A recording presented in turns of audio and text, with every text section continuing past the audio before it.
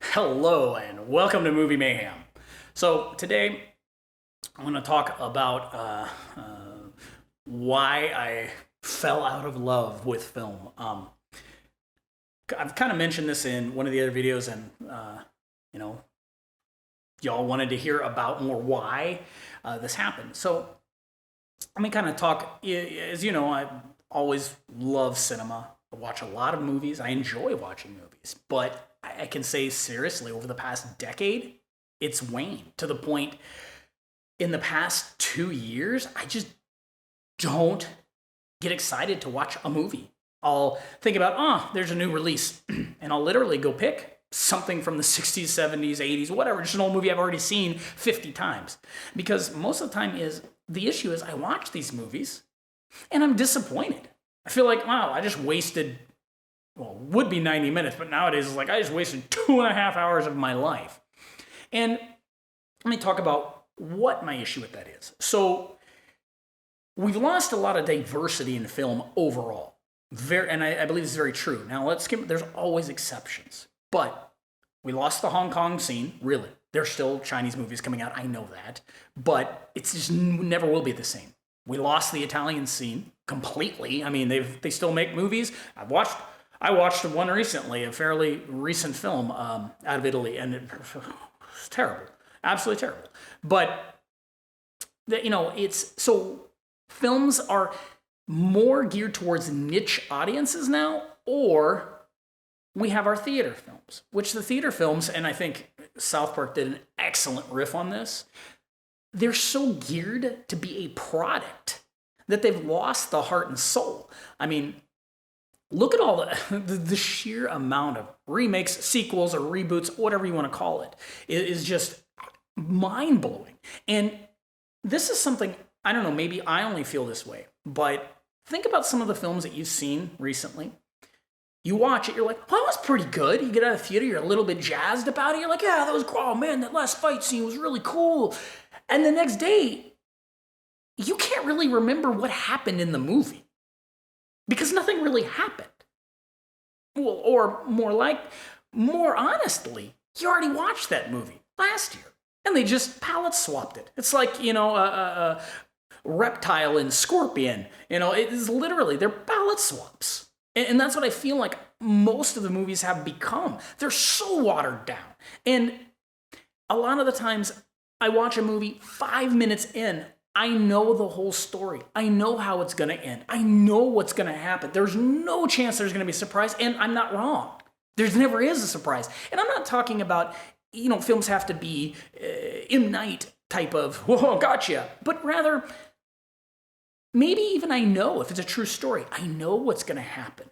But you keep the storytelling intriguing enough that I don't literally know everything that's going to happen from point one to the end of the story. And that's just boring. It's boring to watch. Everything is usually a masturbatory CG fest. It's just like, wow, look at all the pretty things. And the problem with that is, too, a lot of things look the same. We don't have in most films, you don't have that same atmosphere created by lighting. Now, again, there are exceptions to this. And that's part of my problem. When I look at films that I like, and I'm like, wow, that was a great film. It's like, oh, yeah, that director's been directing for 20 plus years already. They're not new. We're not getting the amount of new films. There's been some new directors that are pretty good. And what I've noticed, too, is they make a great indie film, and then they struggle to ever find financing to make another movie ever. It's not like we're not in an era where you could have made Halloween with no money, completely bagged by critics, and then all of a sudden it becomes a huge hit, and you actually get money to finance a career of all these unique, amazing films. It just doesn't happen anymore. It's pretty much a director can make a film if they're in the right studio, and there's only a couple studios left that aren't owned by Disney, but a couple studios left that give you any freedom. And then if maybe the studio believes, they'll let you make some small indie films at best. But really, if you look at where that money's going, Warner Brothers is actually, to me, I have a lot of respect for them. primarily because of what they do for Clint Eastwood. He gets to make his own movies. He does whatever he wants, just makes his own stories. And I love the stuff he's still been making. What the last year was The Mule. Very basic story, but damn it, it was captivating.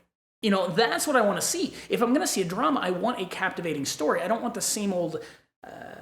I don't want something that I'm just going to forget and never want to watch again. And that, to me, is a big thing. I like films that I'm going to want to rewatch. If I watch a film, I'm like, okay, that was good, but I'll never rewatch it. Well, that's not the highest rating for me. If we went to 1 to 10, that's still only going to be maybe a 6 at best. Maybe if it was a film where maybe it emotionally did something and I don't want to watch it again, yeah, sure, I could see that. But these are films really, it's like they were good for a watch, but there's really nothing left to them. Nothing I really want to go back and experience from the beauty of the film perspective or the music perspective or the acting perspective. And another thing too is a lot of times some of my favorite directors that are still going, just kind of sad to watch them crash and burn. I watched Jay and Silent Bob reboot, and huge Kevin Smith fan. Really loved Kevin Smith up to a certain point, and then his career just kind of went downhill. And this hit that film to me. If you compare that with the View Askew universe of the 90s and early 2000s and the original Jay and Silent Bob to now, kind of reflects how I feel about film. It's okay. There's some okay jokes, but overall, it was just a mediocre attempt to try to rekindle that. And I get that was part of the inside joke, but part of that also is what makes it absolutely terrible. To feel. I don't want to watch. We don't want to watch our heroes collapse, right? It's if you're a music fan and your band keeps going, and eventually they start making terrible albums, if they do, that's sad to watch. And it's much the same way of film. But to me, it's also the lack of inspiration. So let me, I have a list here, so I'm going to read a little bit. These are the top grossing films of the past decade. And this is, if you didn't know, a huge majority of them are by Disney. Now, I'll tell you, Disney, I have the last film I even enjoyed from Disney proper was The Fox and the Hound. I don't like Disney films. I don't think they're very good. They haven't, to me, I don't like the musical era of the 90s at all. I just never have. Pixar, different. I think Up is an amazing film, and WALL-E is one of my all-time favorite films, but I don't count that as true Disney. But Disney proper, I just feel they make generic nonsense. I feel nothing after watching them. So let's look at this. We got Avengers Endgame, of course, that made $1 billion. But what really happened? What really happened? At best, you had some nostalgia because you're like, oh no, Tony Stark is going to die. But that was all created for Iron Man, created outside of Disney. And that really, to me, was like, that's true. And I'm not even going to get into the weird political narratives they keep trying to shove into these movies. I'm not big into that. I think movies have to be, at first, number one, entertain me. If you want to put something else in there, okay. But I want to feel something. I want my blood pressure to rise a bit. I want to be excited when I watch this film. Even if it's a drama, it could be boring. But the dialogue should excite me. Something like Avengers is a perfect example. It's a huge budget with a bunch of flashy colors. What really happened? Really? I mean, honestly, the comics did it better, and it just was like, okay, you go watch it almost because you feel like you need to, because everybody's watched it, everybody's seen it, but at the end of the day, it's very unfulfilling, It's kind of like, okay, not too bad. Star Wars, The Force Awakens, again, I'll talk a little bit more about that. I think I need to go in the other Star Wars universe. It was nice to see Star Wars come back, but again, that's another film. I did my original review the day after seeing it, so I still had some enjoyment out of it, and I swear it just kept fading and fading and fading. Now, those of you who don't know, I don't really sit on the internet a lot, so I have no influence from that. I found out like a year later, apparently, there was all this other arguments going on about it, but it just faded, and I tried to watch it a second time, and I was like, it didn't have the feeling. And I watched the original trilogy of Star Wars. I'd watch those at least once a year in succession. because they were that fun and exciting. And they're not deep movies, but they had that heart to them. And I think that's one thing that's really missing too, is the heart. Avengers Infinity War, Jurassic World, there's a good one. Jurassic World, awesome effects, love the dinosaurs. But does that film really play to a level outside of your 7-year-old self that wants to see dinosaurs? I admit, I love the dinosaurs. I loved watching the dinosaurs in the movie. There's nothing original in that movie. There's nothing groundbreaking in that movie. And as a story, the original Jurassic Park is a better story and has more in-depth, meaningful characters. So we have that level of film too, where, again, it's not bad, but really, what was it? You know, there was these films that we'll notice there's no chance for shock. There's nothing you're gonna be like, whoa. And I don't mean, it doesn't have to be shocking like Serbian film, but something where I'm surprised a little bit how the narrative, the story takes, and everything's not so safe. And I think that's a big thing I've noticed, is films became more safe. Let's go Lion King remake. That was awful. Avengers, we talked about that already. Furious 7. Those of you that saw my older one, Furious 6, was one of my favorite films from that year. And I stand by that. I really liked it. And Furious 7, and then, of course, Hobbs and Shaw, which came out last year. It's become beyond breaking the fourth wall. It's almost become a self-parody. And in a way, you watch them for the silliness, but it's like it's gone too far. It's now become that formula. Rather than breaking the formula by embracing its own silliness, it became the formula in itself. And it's, like I said, you almost watch your favorite artist too long only to see them fail. You know, I can still take it because I like a lot of the actors in there, but again, I didn't want to watch that one a second time, unlike the others, which I've watched several times. Frozen, I don't like. Again, we talked about Disney, I'm not going to bother. Avengers, Black Panther, Star Wars, another Jurassic World. Again, we're getting a trend here. The other Frozen 2. So the Marvel movies, I can't get. I've tried every single one of them. I just don't like them. They're just not good movies to me. They're just boring. That's really my problem with them. They're just boring. I want something different. I want to feel emotion. And it's not anti-Marvel. I love Marvel comics. I've read them for years. I like Iron Man, the original. I think is a great movie. I really like that one. And they did some cool stuff with Guardians of the Galaxy 1. I mean, 2, as much as I love James Gunn, 2 is still kind of eh. But I think the issue is the Disney control over the studio ruins the creativity. Much the reason, now name's escaping me, left Ant-Man. I think that's a problem. It really is. Directors need to have that freedom because I want to see their expression. I don't need to see a corporate vision of a universe. It's boring. It doesn't excite me. Beauty and the Beast, garbage. I do recommend checking out Christophe Gans's Beauty and the Beast. It's only available in French language, and I had to import it. I actually imported the Blu-ray from France. I think it's a great film. Christophe Gans did also Brotherhood of the Wolf, Crying Freeman, Silent Hill. So I recommend checking that out. I really like that movie. But good old Disney, they copyright struck him in ways YouTube can't comprehend. That movie didn't get released anywhere hardly. So, but I recommend checking that version out. We got more Disney, Iron Man 103. No. Minions. Minions are cute. They're a meme or a joke or an amusement park ride. What is that? It's almost like the infantilization of the movie-going audience. All these are just mind-numbing films. Captain America, Aquaman. Aquaman I liked. Again, Aquaman is one of my all-time favorite characters. So I think James Wan is a good director. I really believe he's got some great films that he's made, and I think Aquaman worked on that level. I felt like that was the Aquaman I've read. I may go into a different review about this, but I'm really hoping they dive into Arthur Jr.'s death and how that affects him, because I think while it's very dark, that's one of the things that really, really drew me to the character of Aquaman.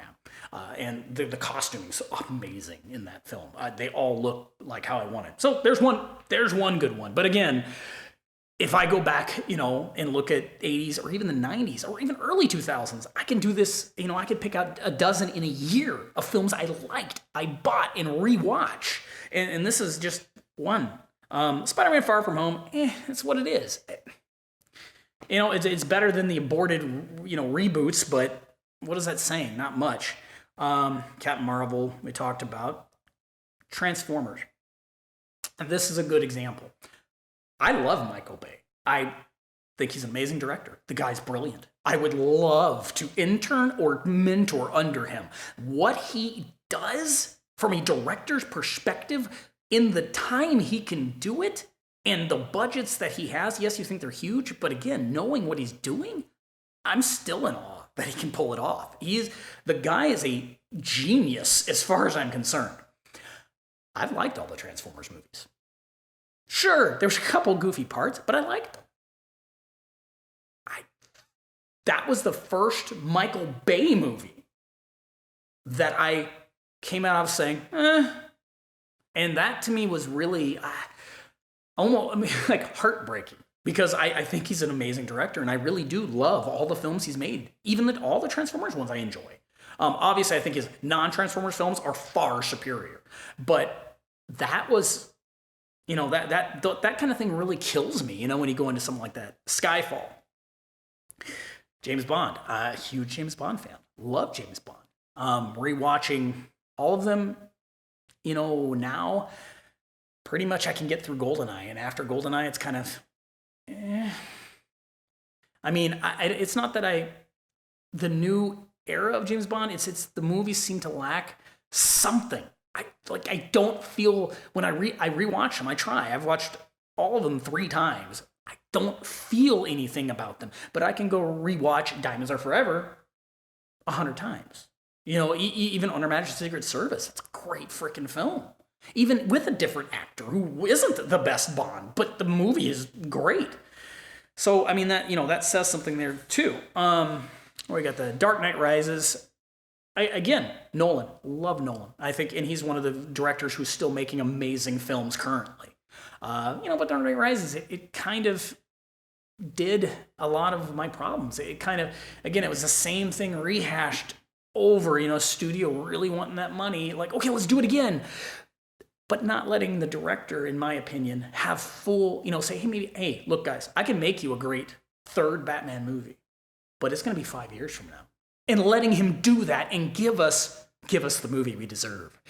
But that's true.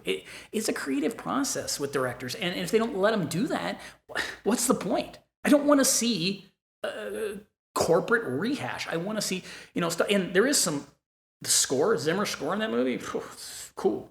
That's, and the visuals, it's worth watching. So yeah, I can watch that multiple times. But overall, Nolan's his weakest film. So again, that kind of says something of the burnout factor. More Disney. So I'm not going to talk about those anymore. Holy crap, there's a lot of Disney film. Look at it. Toy Story, Rise of Skywalker, Rogue One, Aladdin, Pirates of the Caribbean. I think that's owned by Disney. Oh my God, Finding Dory, Alice in Wonderland. Holy moly, there's a lot of Disney crap on here. Joker surprisingly made a lot of money. Great movie. I was impressed. I was shocked, honestly. I didn't think it was going to be good, and maybe we'll talk about this on a completely different thing, but the way it dealt with psychological depression and how that impacts people's lives, I thought was phenomenal, regardless of being the Joker. The fact that it also was a backstory to Joker, in a way, that enabled way more people to see that than ever would have. So definitely that was a good movie. Again, how many of these have we? This is a decade, and so far I've said 2 that I really liked.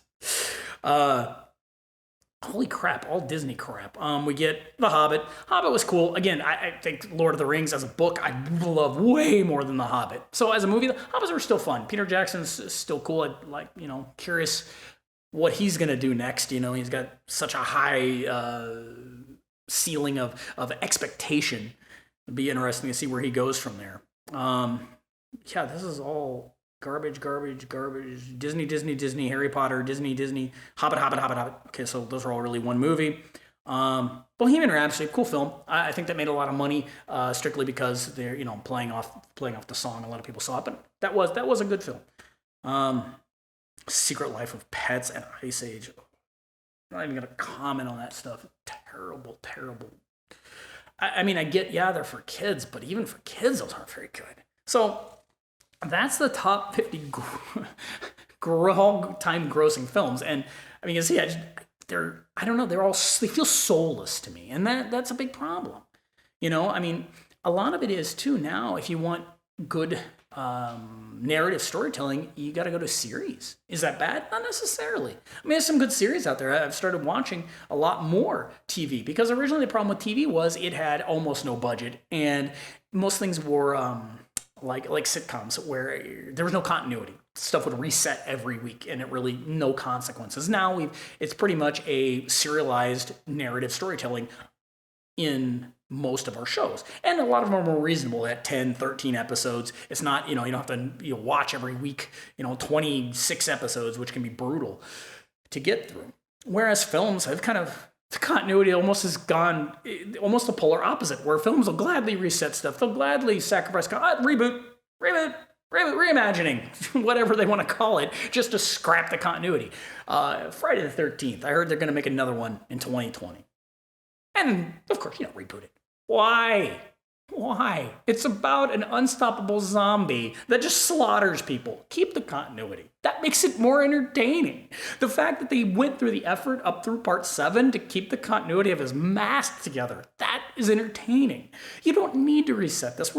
This isn't Shakespeare. Keep it. Even if you don't like it, keep it. I'm also, Halloween, I agree too. So what? You guys released a film that was kind of stupid.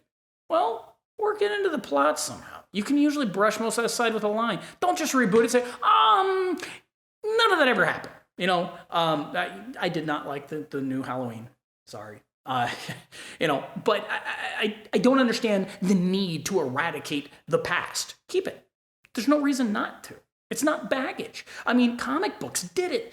Batman was 70 years of history and they could keep it in continuity. If they could pull that nonsense off, I'm sure you can keep a slasher film, keep some of the continuity. You don't need to make it new viewer friendly. It's not like you have to understand the backstory of a maniacal zombie that chops people up. Why? That doesn't make any sense.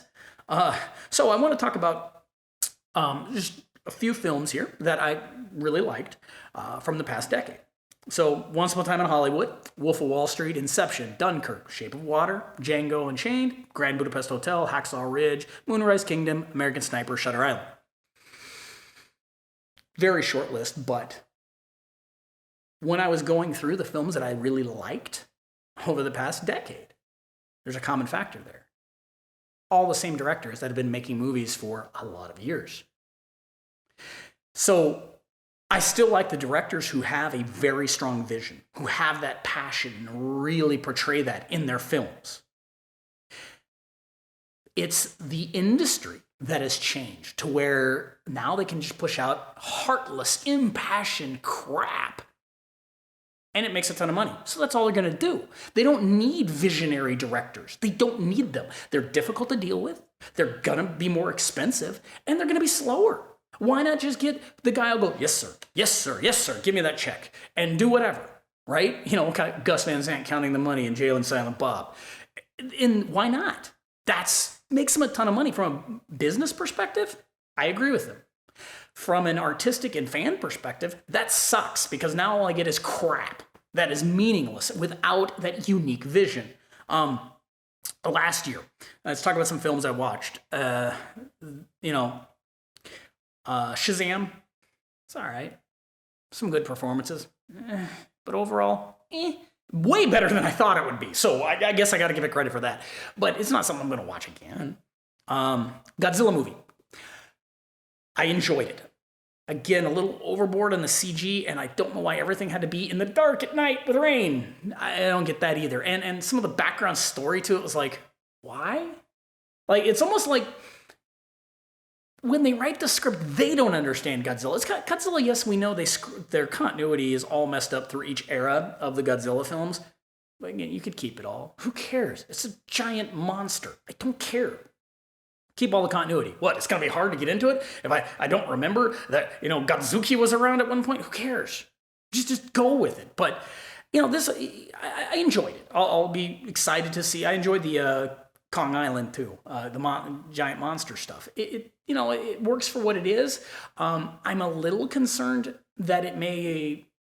They did the right step with the King of the Monsters by making it more monster fights, because Godzilla can work that way. Godzilla doesn't need a deep plot. If you just give me a lot of really cool monster fights, it can work because you're seeing something that is interesting by nature. And I think the CG can work for that. So a little bit of hope there. Rambo 5. It wasn't even a Rambo movie. It was another film turned into a Rambo movie, and boy, does it feel like it. I gotta say, I was really disappointed after watching that. It's almost like, Sly, could you just called it something else? I would have still watched it. But calling it Rambo and coming off of Rambo, wow, it's just such a letdown. And again, it's kind of like you watch you watch your heroes long enough only to see them kind of fall. So, that was very disappointing. No, I did write down Joker again too, but great, that was a great film. So, I think this gets to my point of a lot of these newer films, they're just lacking that energy. So when I look at a film, I see a trailer, I'm like, what's the point? Now, let's talk about genres. Where did they all go? Where did our genres go? I mentioned already, we lost the Italians in the 90s. We lost Hong Kong in the 90s. There is some good, there's some actually pretty cool stuff coming out of Korea and Japan still. They make some pretty unique films. Takashi Miike comes to mind for Japan. But we don't, this channel doesn't specialize in Asian film. I rather go with films I love, and it happens to be mostly Hong Kong-based cinema. But there's some little stuff. Again, we're not talking big movies. Let's look at the massive cinema, which now is more global. So pretty much what dominates the box office is global in reality. It's no longer isolated to this being a U.S. star, and over here we've got a completely different star, like the 80s. Jackie Chan being the number one Asian star, and no one in America knows. That doesn't exist anymore. So now we've got, our genres are, I almost want to call them Disney movies, not superhero, Disney movies, because I don't care what Disney movie I watch, they're all the same. They're all the same garbage. It's like watching one long, terrible commercial where there's no consequences. I know what's going to happen. They're going to create what I think is false scandals on the internet beforehand. I think it's fake. I don't even think people care most of the time. I think it's just generate publicity. I see a trailer. I just don't want to go see it. Look at the X-Men movies. What? Oh my Lord, they're just so bad. I thought they did something really good with First Class. I thought, okay, good, we're going to get something new. And then they went completely back downhill with a cast that could pull these movies off, and we don't get it. So it leaves me with a position. What do I do as a fan of film? Well, I keep watching stuff. I just don't hurry to it. If you all recommend something, I will watch it, of course, and see what I think. But I've gotten to the point where I'm not excited to go to the cinema every week. I'm not excited to check out new films. I pretty much am hesitant. I wait until either I hear something from a friend or it's a director I already trust. And if it's a director I trust, of course, I'll gladly watch it, and usually I'm happy. They may still make great movies, and I'm very thankful that we have those visionary directors around. We don't have, if you think about it too, do we really have the big stars of yesteryear? We don't really have that either. It's not like, we'll never have a Jackie Chan, right? Somebody that exists like that. But we had people like, your Schwarzeneggers, your Stallones, Van Dammes, these people who, they're in a movie. Okay, I know what kind of movie that's going to be, and I know what quality level it'll be. We used to have that. We don't have that now. You've got actors who work for whoever. You don't have the same power of a marquee star in the current market. Most of these giant movies are either animated, mostly CGI, or they're a entourage of various people, and it changes the feel of the film. So, of course, I keep watching trailers and see if something looks interesting. I'll usually check it out. But what I've noticed is most of the trailers, they don't look interesting. I watch a trailer and go, eh. I do love watching old trailers like Grindhouse compilations. I'll watch those. I have several DVDs of them, but I'll also watch some new ones people make on YouTube. And I watch some of these movies and I'm like, God, never heard of this movie. This looks absolutely awful. But I still want to watch it because I haven't seen it. It's something I haven't seen. There's something to that that's interesting, and I can feel that somebody's blood, sweat, and tears went into that film. Whereas if I see the trailer for the big new Disney superhero thingy, it's, wow, that was expensive, but I don't care. And that, I think that's sad because, I dreamed of seeing superhero movies, reading the comments, oh man, this would be great as a movie, why aren't there more movies? And now finally, that's all we get, and it's like most of them are terrible. Of course, I'm really anticipating the real version of Justice League because the version I saw was garbage. And again, if you've followed my channel for a while, you know that I'm a huge proponent of director's cuts, and I think the only thing that ever should be released is a director's cut. If you don't like it, fine. Hate it. But you know who to blame, the director. I don't like, money men interfering in a director's vision. Sure, in some cases, we've had producers' cuts that were better. I don't care. I'd rather be forced to see all directors' versions of a film, and then the director have to face the consequences of that film. Because then we know what we're getting. I'm really happy to see that happening. As far as superhero stuff, there's been some good TVs really helped that. Doom Patrol is really cool. If you haven't seen Doom Patrol, that's a great series. So is Titans, actually. But where does that leave everyone? And I'll leave it as an open question. Tell me what you guys think of the recent films. What do you think has happened with the film industry as a whole? Horror. Where is horror? How many horror movies are there even anymore? Most of the ones we get are either literal rehashes of something else, a crappy remake of a better movie, or sanitized nonsense. I mean, part of it is you've got to have somewhere to go. And I think we've desensitized the audience as a whole. There's really nowhere to go with horror because horror has to be a little bit naughty. Much like think of a movie like a Porky's. It can't exist now. Everybody has hardcore porn at their fingertips, whereas that was, we saw boobies, So I think some of that is the way society's changed. It prevents some of these films. And again, how scary is it when I have, a map, a phone, 911, everything at my hand, right? Whereas in an older horror film, you're stuck with a phone. The line could be cut. Screwed. Some people do this pretty good now where they go out of signal range, but that's about the best you can get. So let me know what you guys think. Tell me some films maybe I've missed in the past decade that you think are awesome. Especially if it's lesser known because it's harder to find out about them now, right? You've got so many movies coming out on so many different platforms, exclusive to Hulu, Netflix, not exclusive to anyone. Good luck finding it. It's harder to find films. So your independent films can be lost to time. So absolutely, I'm excited to see that.